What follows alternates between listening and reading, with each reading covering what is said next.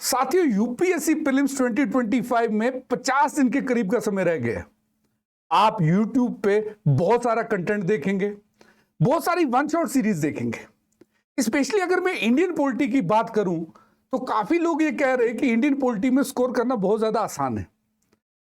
Guys, ऐसी बातें ना सुनिएगा, क्योंकि इंडियन पॉलिटी की अगर आप पिछले 5 साल का पैटर्न देखेंगे तो आपको यह बात समझ में आ जाएगी कि खाली सही तरीके से पढ़ना, सही कंटेंट कंज्यूम करना ही एकमात्र रास्ता है इंडियन पॉलिटी में हाई स्कोर करने के लिए। इंडियन पॉलिटी जिसमें आपको 15 से 17 क्वेश्चन मिलेंगे, अगर आप इसमें तकरीबन 90% क्वेश्चंस भी अगर ठीक कर जाते हैं तो आपके प्रीलिम्स क्लियर करने की संभावना बहुत ज्यादा हो जाएगी। ये 2024 प्रीलिम्स का क्वेश्चन वाइज डेटा है। इंडियन पॉलिटी के 17 क्वेश्चंस आए हुए थे। ये मैं स्टैटिक प्लस करंट अफेयर्स मिला के कह रहा हूं। और वहीं अगर मैं आपको इंडियन पॉलिटी के ओवर द इयर्स कितने क्वेश्चन आए वो बता दूं तो 2024 में जैसे मैंने आपसे कहा 17 क्वेश्चंस, 2023 में 15, 2022 में 15, 2021 में कम थे सबसे 11, 2020 में 17, 2019 में 15। यानी एट एन एवरेज अगर मैं लगा दूं तो 15 से 17 क्वेश्चंस इंडियन पॉलिटी में हर साल पूछे जा रहे हैं। और आपको यहीं पर कट ऑफ भी दिखा दूं कि यूपीएससी प्रीलिम्स को क्लियर करने के लिए जनरल कैटेगरी का कट ऑफ क्या है। तो 2019 में कट ऑफ था 98, यानी अगर मैं क्वेश्चन वाइज देखूं तो 49 क्वेश्चंस। वहीं 2020 में कट ऑफ था 92.51, यानी तकरीबन 47 क्वेश्चंस। 2021 में कट ऑफ प्रीलिम्स क्लियर करने का कट ऑफ जनरल कैटेगरी का था 87.54। वहीं 2022 में ये 88.22 हो गया, यानी लगभग 45 क्वेश्चंस। 2023 में कट ऑफ था 75.41, यानी लगभग 38 क्वेश्चंस। अब यहां पर आप देखिए कि प्रीलिम्स क्लियर करने के लिए आपको क्वेश्चंस कितने सही करने हैं। वहीं दूसरी ओर आप लोग इंडियन पॉलिटी के क्वेश्चंस भी देख लीजिए। अगर 2023 में 38 क्वेश्चंस आपको चाहिए प्रीलिम्स क्लियर करने के लिए, तो वहीं पर 15 क्वेश्चंस आपके इंडियन पॉलिटी से थे। यानी इंडियन पॉलिटी एक ऐसा सब्जेक्ट है जिससे अगर आप अच्छे से पढ़ रहे हैं, एक सही कंटेंट को कंज्यूम कर रहे हैं, तो आपकी स्कोरिंग बहुत ज्यादा इजी हो सकती है। नहीं तो यह कारण भी बन सकता है कि आपकी प्रीलिम्स क्लियर करने की जो योजना है वो 5 वर्षीय हो जाए। मैंने इस लेक्चर में आपके लिए हमारे अनअकैडमी की जो प्रीवियस ईयर क्वेश्चंस हैं, जिसकी आप पीडीएफ भी डाउनलोड कर सकते हैं, उनका एनालिसिस करके 7 ऐसे टॉपिक्स चुने हैं जहां से UPSC time and again prelims में क्वेश्चन पूछ रहा है। खाली इतना ही नहीं, उन 7 टॉपिक्स के कौन से ऐसे सब टॉपिक्स हैं जिन पे स्पेशली आपको रिवीजन करके फोकस करना चाहिए अपने प्रीलिम्स को क्लियर करने के लिए, वो भी हम इसी सेशन में देखेंगे। सबसे पहले जिस क्षेत्र से सबसे ज्यादा क्वेश्चंस पूछे गए हैं वो बेसिक कॉन्सेप्ट्स हैं एनसीईआरटी के। जी हां, आपके 6 से लेके 12 तक की जो एनसीईआरटी है वहां से डायरेक्टली यूपीएससी ने क्वेश्चंस पूछे हुए हैं। एग्जाम्पल, ये क्वेश्चन देखिए आप 2014 का क्वेश्चन। अब एनसीईआरटी में कहां से पूछे जा रहे हैं? एनसीईआरटी तो बहुत बड़ा टॉपिक है, तो सब टॉपिक है कॉन्स्टिट्यूशनलिज्म। कॉन्स्टिट्यूशनलिज्म एक ऐसा टॉपिक है जहां से रिपीटेडली यूपीएससी 2014 से अभी तक 4 बार क्वेश्चंस पूछ चुका है। 2014 का क्वेश्चन देखिएगा, consider the following statements constitutional government के बारे में। वही 2021 में आप वापस से देखिए कॉन्स्टिट्यूशनल गवर्नमेंट के ऊपर क्वेश्चन पूछा हुआ, लगभग सेम ही क्वेश्चन है।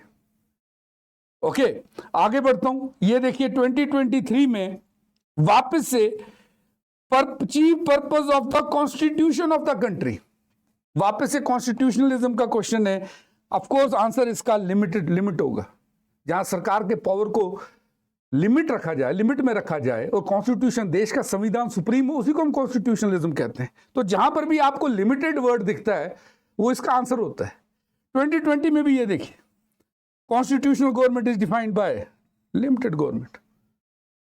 कॉन्स्टिट्यूशनलिज्म एक ऐसा टॉपिक है जिसे आपने रिवाइज जरूर करना चाहिए। जैसे मैंने आपसे कहा, शॉर्ट ट्रिक इसको पकड़ने की क्या है कि कॉन्स्टिट्यूशनलिज्म उस कॉन्सेप्ट को कहते हैं जहां सरकार के पास लिमिटेड पावर हो और संविधान देश का सुप्रीम है। बस लिमिटेड वाला कंसेप्ट लगाना है आप।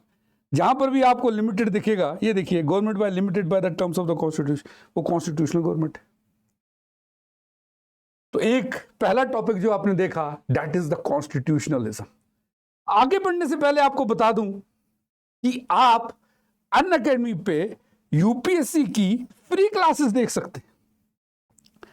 ये अप्रैल 4 से लेके 6 के बीच में, यानी अगर आप अप्रैल 4 से 6 के बीच में अनअकैडमी की आप डाउनलोड करते हैं, आप हमारे बिगिनर्स लर्निंग फेस्टिवल का हिस्सा बनिए। हमारी क्लासेस फ्री में देखिए, जिसमें आपके फंडामेंटल्स कंप्लीट होंगे, इंटरेक्टिव पोल्स में आप आंसर भी कर सकते हैं, डाउट्स आपके क्लियर होंगे और आप अमेजिंग रिवॉर्ड्स भी जीत सकते हैं। आपको पता होगा कि अनअकैडमी में यूपीएससी के बैचेस हर एक लैंग्वेज में। हमारे पास अगर आप 2028 पे फोकस कर रहे हैं तो न्यू बैच है, 2027 में इंग्लिश के लिए आगाज बैच है, प्योर इंग्लिश मीडियम के लिए बेस्ट टीम के साथ इग्नाइट 2026 का बैच, और इंग्लिश के लिए 2026 का आरंभ बैच भी है।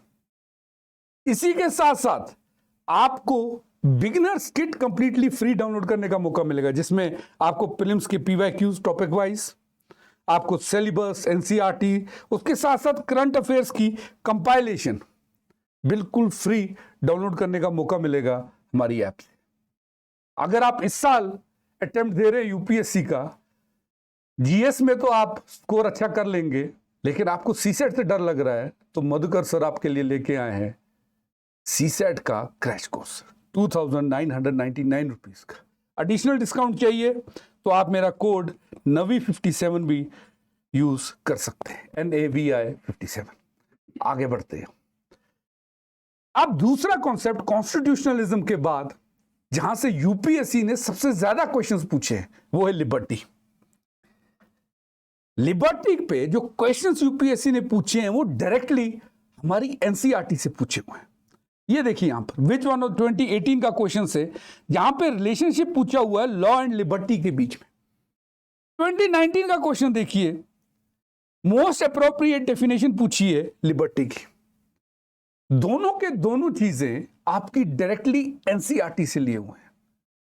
एक जहां पर relationship between law and liberty पूछा हुआ है, दूसरा डेफिनेशन ऑफ लिबर्टी पूछी हुई है, तीसरा जहां पर आपसे लिबरल डेमोक्रेसी में सेफगार्ड कौन होगा लिबर्टी का, उसके बारे में पूछा था 2021 में, यानी लिबर्टी को सेफगार्ड कौन करेगा आपके लिए, यह क्वेश्चन पूछा हुआ था। तो कॉन्स्टिट्यूशनलिज्म पहला कॉन्सेप्ट था जहां से सबसे ज्यादा क्वेश्चन आपने देखे, दूसरा था लिबर्टी का कॉन्सेप्ट, तीसरा हम सब ने 11th क्लास की एनसीईआरटी में और कॉन्स्टिट्यूशन इन मेकिंग एक चैप्टर देखा है।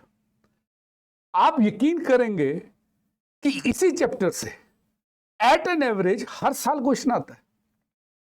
विद प्रूफ आपको दिखा रहा हूं कि कहां पर जहां जो हमारे चैप्टर में चीजें लिखी हुई हैं और कॉन्स्टिट्यूशन इन मेकिंग में, वहां से 2021 में ये देखिए आप ब्रिटिश मॉडल और इंडियन पार्लियामेंट्री मॉडल के बारे में क्वेश्चन पूछे हुए, इनके डिफरेंस के बारे में पूछा गया। यहां पे एक देखिए एग्जैक्ट कॉन्स्टिट्यूशनल स्टेटस पूछा हुआ है, 26 जनवरी 1950 को क्या था हमारा, यानी प्रियम्बल पूछा हुआ है। 42nd कॉन्स्टिट्यूशन अमेंडमेंट एक्ट 1976 से पहले, जब सेक्युलर और सोशलिस्ट वर्ड ऐड नहीं हुआ था, तब हम सोवरेन डेमोक्रेटिक रिपब्लिक थे, डायरेक्टली वहां से क्वेश्चन पूछा हुआ है। The mind of the constitutional makers कहां पर रिफ्लेक्ट होता है, ये 2017 में पूछा हुआ है।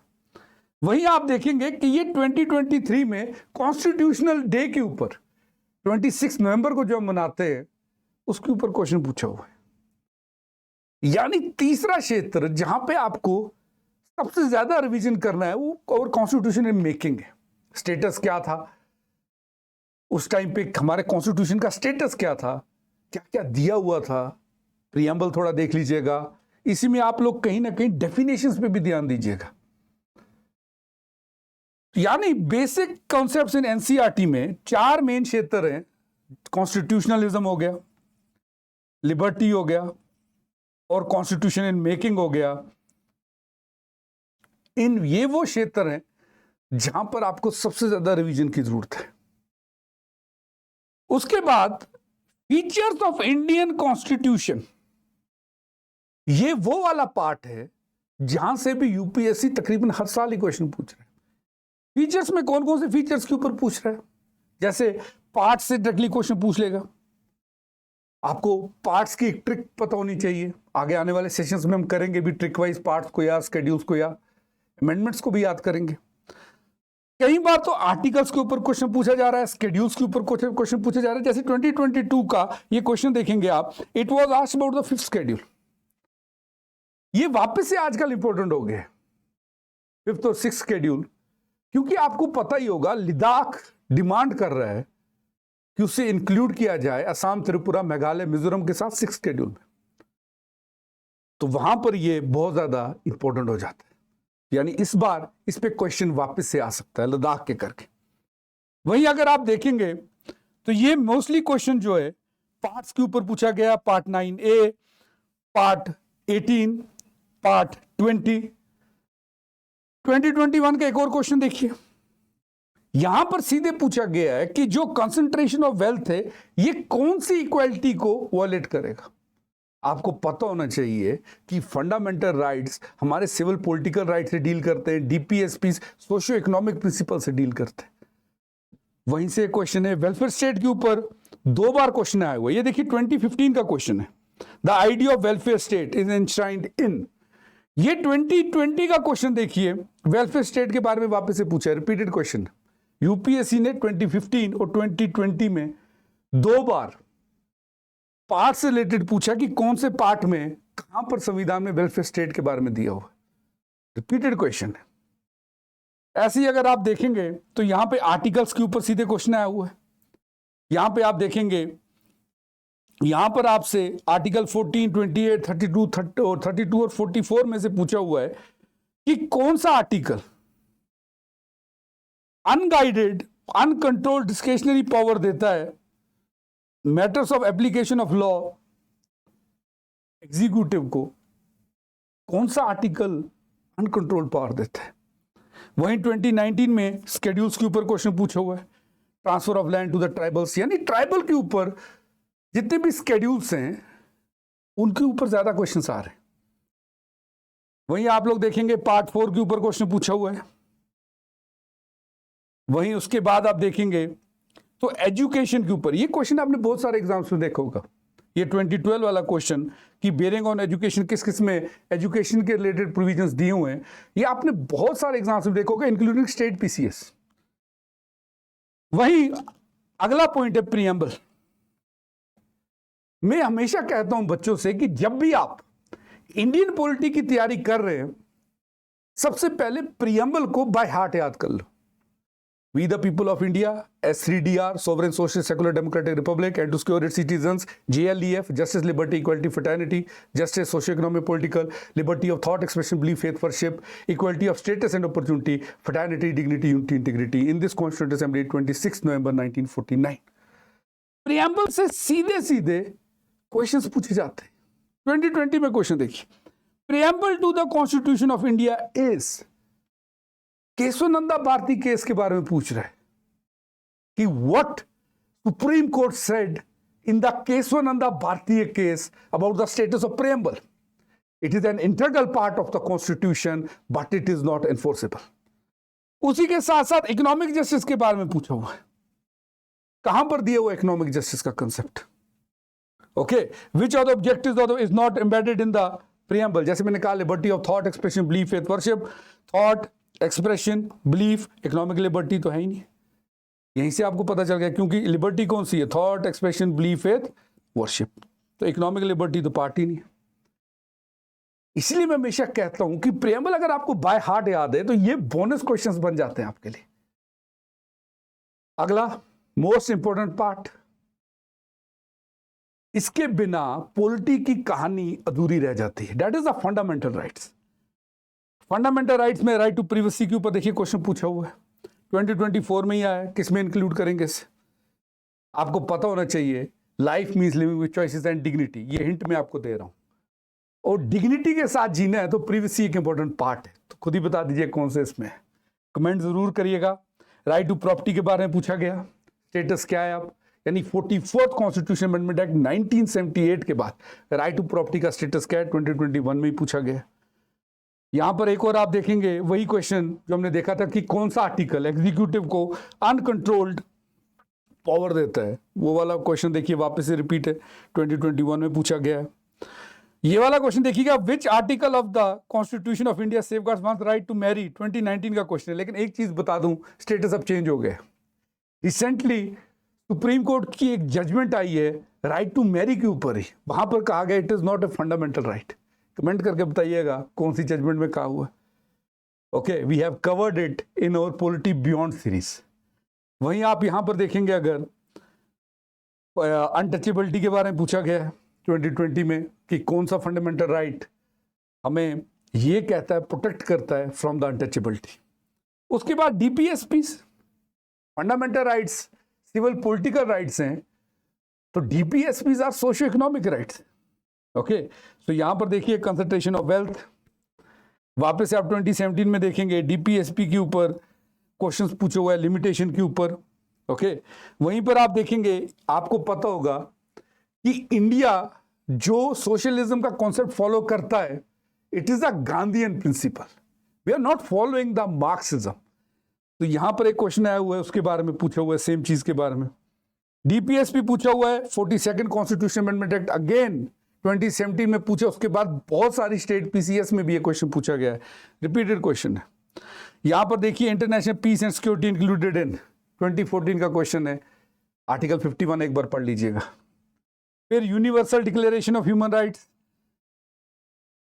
ये एक ऐसा टॉपिक है जो डायरेक्टली लक्ष्मीकांत जिसके बारे में बात नहीं करता, लेकिन दो बार 2011 में और 2020 में universal declaration of human rights के प्रोविजंस को लेकर हमारे संविधान के साथ क्वेश्चंस आए हुए हैं। तो ये एक सब टॉपिक है जिसके ऊपर आप लोग ध्यान देंगे थोड़ा सा, यानी बेसिक फीचर में जैसे मैंने कहा फंडामेंटल राइट्स, डीपीएसपीस, इन सब चीजों को आप लोग ध्यान देंगे। कहां कहां से क्वेश्चंस आ रहे हैं, कैसे आ रहे हैं, प्रियम्बल से कैसे क्वेश्चंस आ रहे हैं, वो आपने देख ली। उसके बाद क्वेश्चंस आएंगे लेजिस्लेचर से, एक इसमें बहुत सारे सब टॉपिक्स है, लेकिन एक सब टॉपिक है जहां से सबसे ज्यादा क्वेश्चंस आते हैं, वो है मनी बिल और बजट।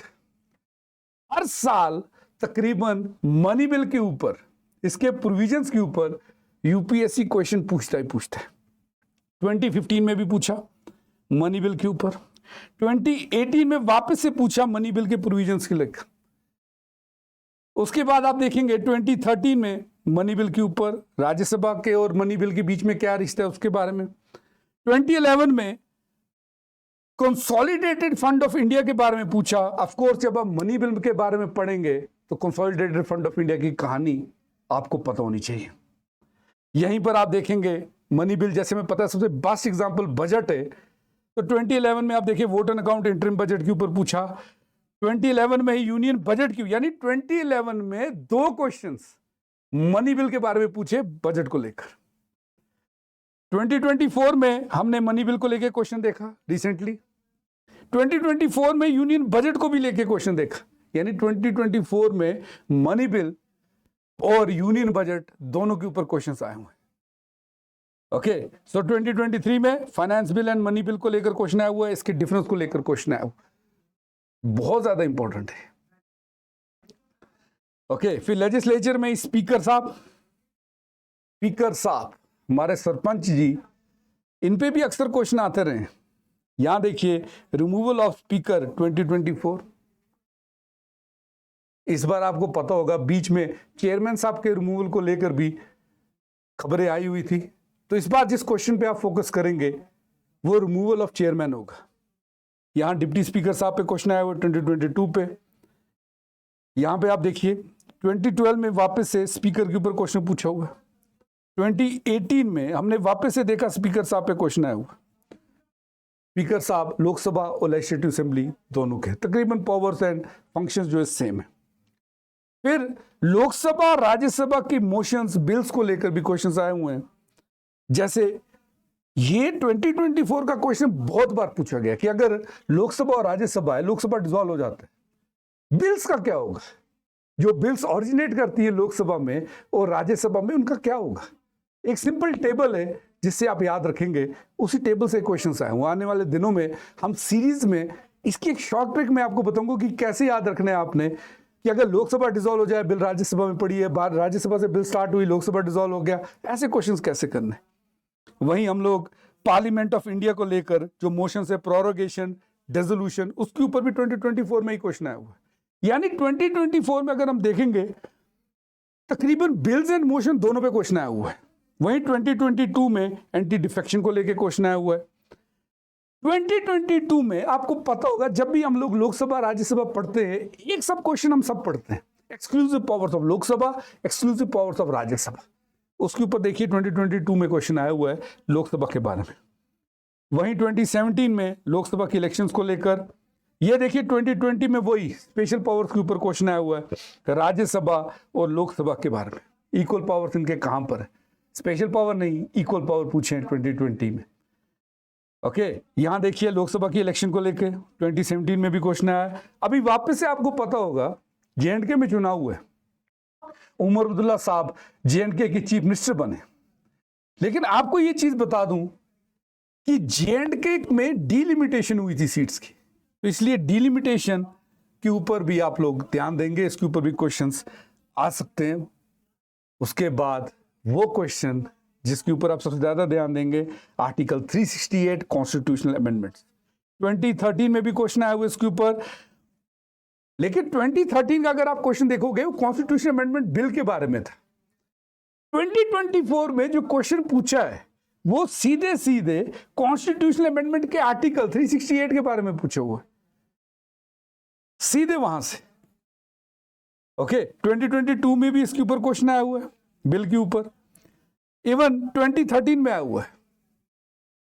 ओके, सो ये वो क्वेश्चंस थे।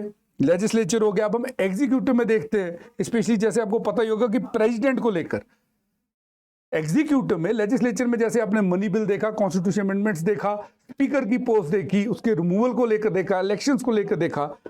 एग्जीक्यूटिव में सबसे ज्यादा क्वेश्चंस जो मैंने देखे हैं वो प्रेसिडेंट को लेकर लिए, चाहे वो प्रेसिडेंट की इलेक्शन को लेकर हो। 2023 में प्रेसिडेंट की इलेक्शन को लेकर हो। उसके बाद अब 2018 में ही आप देख सकते हैं कि क्वेश्चन प्रेसिडेंट की इलेक्शन पे वापस से पूछा हुआ था। यानी 2023 में भी प्रेसिडेंट की इलेक्शन के ऊपर दो क्वेश्चंस आए हुए हैं, दो क्वेश्चंस। 2023 में प्रेसिडेंट के इलेक्शन के ऊपर दो क्वेश्चंस, 2018 में एक क्वेश्चन, 2020 में प्रेसिडेंट के पावर्स को लेकर क्वेश्चंस पूछे हुए हैं। वहीं 2018 में प्रेसिडेंट के पावर को लेकर क्वेश्चन, 2017 में भी क्वेश्चन पूछा हुआ है। वहीं अगर आप ये भी देखेंगे 2014, 2012 में वापस से प्रेसिडेंट के पावर्स के ऊपर क्वेश्चन आए। यानी प्रेसिडेंट की इलेक्शन कंप्लीट अच्छे तरीके से। इवन आपको यह पता होना चाहिए किस स्टेट में हाईएस्ट वोट परसेंटेज है, कैसे इलेक्शन होती है, पूरा मेथोडोलॉजी आपको क्लियर होनी चाहिए। प्रेसिडेंट के powers, specially with respect to the parliament, क्या रिश्ते हैं प्रेसिडेंट साहब के, वो आपको पता होने चाहिए। उसके बाद specially council of ministers including prime minister, 2012 में भी इस पे क्वेश्चन आया हुआ है, 2013 पे आया हुआ है। सबसे मोस्ट इंपोर्टेंट जो क्वेश्चन है वो 2022 में आया हुआ है, रिसेंट क्वेश्चंस। स्पेशली आपको अमेंडमेंट पता होनी चाहिए, जिस अमेंडमेंट के बाद द नंबर ऑफ मिनिस्टर्स उसे लिमिट कर दिया गया था, उसके ऊपर भी क्वेश्चन आया हुआ है। इवन आपको यह भी पता होना चाहिए कि executive is responsible to legislature, this is the main funda of the parliament. Ministers are responsible to the Lok Sabha. कौन से टूल्स, कौन सी मोशंस यूज करके आप मिनिस्टर से क्वेश्चन कर सकते हैं लोकसभा में, वो आपको पता होना चाहिए। तो this was about the executive also. Legislature हमने देख लिया, हमने देखा प्रेसिडेंट मेन फोकस। जुडिशरी में अगर आप जाओगे, अगला जो पिलर है हमारा, fifth pillar, that is judiciary. Judiciary में सुप्रीम कोर्ट के ऊपर एक मेन आपने रिवीजन का जो है स्कोप रखना ही रखना है। सुप्रीम कोर्ट की रिट्स, ज्यूरिसडिक्शंस, पिछले साल भी क्वेश्चन पूछा गया 2024 में रिट के ऊपर, सुप्रीम कोर्ट और हाई कोर्ट की। इससे पहले 2022 में भी सेम सुप्रीम कोर्ट की रिट्स के ऊपर ही क्वेश्चन आया था, यानी एक गोल्डन क्वेश्चन आने के चांसेस है। 2017 में जुडिशियल रिव्यू के बारे में पूछा हुआ था। सुप्रीम कोर्ट की ज्यूरिसडिक्शंस जो भी हैं, चाहे वो ओरिजिनल हो, एपेलेट हो, एडवाइजरी हो या रिट ज्यूरिसडिक्शंस हो, इनको एक बार पढ़ लीजिएगा। यहां से भी लगभग कुछ इंटरवल्स के बाद क्वेश्चंस आते ही आते। फिर सुप्रीम कोर्ट की जजेस, उनकी अपॉइंटमेंट, उनको हटाना। ओके, आपको पता होगा इस बार हाई कोर्ट के एक जज के खिलाफ इंपीचमेंट रिमूवल का प्रोसेस चला था, तो रिमूवल के ऊपर भी ध्यान दीजिएगा कि जजेस रिमूव कैसे होते हैं। चांसेस हैं कि इस बार वहां से क्वेश्चन आएगा। सुप्रीम कोर्ट और पार्लियामेंट का रिश्ता क्या है, सुप्रीम कोर्ट और प्रेसिडेंट का रिश्ता क्या है, जैसे अपॉइंटमेंट कौन करता है, नंबर कौन इंक्रीज कर सकता है, सीट को लेकर सुप्रीम कोर्ट की सीट कौन चेंज कर सकता है, उसको लेकर थोड़ा पढ़ लीजिएगा कि पार्लियामेंट और प्रेसिडेंट के साथ सुप्रीम कोर्ट का क्या रिश्ता है। जैसे मैंने कहा, जजेस के ऊपर भी क्वेश्चन आते हैं। 2019 में रिमूवल ऑफ जजेस के ऊपर क्वेश्चन आया हुआ है। 2012 में भी ऐसा ही क्वेश्चन सैलरीज को लेकर पूछा गया था। यानी जुडिशरी में सुप्रीम कोर्ट, इसकी रिट्स, ज्यूरिसडिक्शन, जजेस, अपॉइंटमेंट, रिमूवल, सुप्रीम कोर्ट का पार्लियामेंट के साथ क्या रिश्ता है, सुप्रीम कोर्ट का प्रेसिडेंट साहब के साथ क्या रिश्ता है, इस सबको पढ़ेंगे। इसके बाद सबसे ज्यादा ध्यान यूपीएससी जहां पर देता है वो होते पंचायत एंड म्युनिसिपैलिटी वाले क्वेश्चन, यानी लोकल गवर्नमेंट्स वाले क्वेश्चन। लोकल गवर्नमेंट्स में आप सबसे ज्यादा अगर ध्यान कहीं पर देंगे वो होगा पंचायत की इलेक्शंस को लेकर। 2016 में क्वेश्चन आया हुआ है। 2024 में जैसे ये अभी भी क्वेश्चन आ सकता है बिकॉज ऑफ द लद्दाख, जिसके ऊपर सबसे ज्यादा क्वेश्चन पूछे गए थे वो शेड्यूल्ड एरियाज के ऊपर थे, शेड्यूल्ड ट्राइब के ऊपर थे, और वहां पर डिसेंट्रलाइजेशन ऑफ पावर कैसे होती है उसके बारे में क्वेश्चन पूछा गया है। जैसे आप देखेंगे पंचायती राज के ऊपर क्वेश्चन 2015 में भी आया हुआ है, लोकल सेल्फ गवर्नमेंट के ऊपर 2017 में आया हुआ है। पैसा, जैसे मैंने कहा शेड्यूल्ड एरियाज 2013 में क्वेश्चन आया हुआ था। रिपीटेड चांसेस है लद्दाख वाले इशू के बाद इस पे वापस से क्वेश्चन आएंगे। Okay, so this was about local government. तो लोकल गवर्नमेंट में आप जो ध्यान देंगे वो पंचायत, म्युनिसिपैलिटीज, पैसा, शेड्यूल्ड एरिया, शेड्यूल्ड ट्राइब के साथ पंचायत कैसे डील करता है, इसके ऊपर आप खास ध्यान देंगे। लास्ट 7th बॉडीज के ऊपर। बॉडीज के ऊपर 23 में भी क्वेश्चन पूछा गया है, 2017 में पूछा गया है, 2011 में पूछा गया है। इस बार चुनाव में इलेक्शन कमीशन बहुत ज्यादा न्यूज में था, तो इलेक्शन कमीशन के ऊपर खास आप लोग ध्यान देंगे। National commission for scheduled tribe, national commission for scheduled caste, इनके ऊपर भी ध्यान दे दीजिएगा। अमेंडमेंट्स को लेकर ध्यान दे दीजिएगा, यहां से क्वेश्चन सबसे ज्यादा आते हैं। सो बॉडीज पे 2023, 2022 में आप देख सकते हैं क्वेश्चन आया, 2013 में भी मिलता जुलता क्वेश्चन आया बॉडीज को लेकर, पर वो इंडिविजुअल अटॉर्नी जनरल को लेकर आया हुआ। तो ये हमने कुछ 7 ऐसे टॉपिक्स देखे जहां से मैक्सिमम यूपीएससी क्वेश्चन पूछता है, और तकरीबन 3 से 4 सब टॉपिक्स देखे। तो टोटल 26 टॉपिक्स ऐसे हैं जिनके ऊपर आपको खास नजर रखनी चाहिए, रिवीजन बार बार करना चाहिए, ताकि अगर 15 क्वेश्चंस भी पूछे जाएं आपसे इंडियन पॉलिटी के एट एन एवरेज, तो 13 क्वेश्चंस तक आप बहुत आराम से कर लें, यानी 26 मार्क्स आप यहीं से स्कोर कर लेंगे। तो this is the most wonderful way, proven way to complete the Indian polity. I hope आप बाकी के सेशंस भी मेरे देखेंगे, ताकि मेरे साथ आप क्विकली ऐसे टॉपिक्स को रिवाइज कर सके। Thanks for watching Unacademy. Have a wonderful day ahead of you guys. Let's crack it.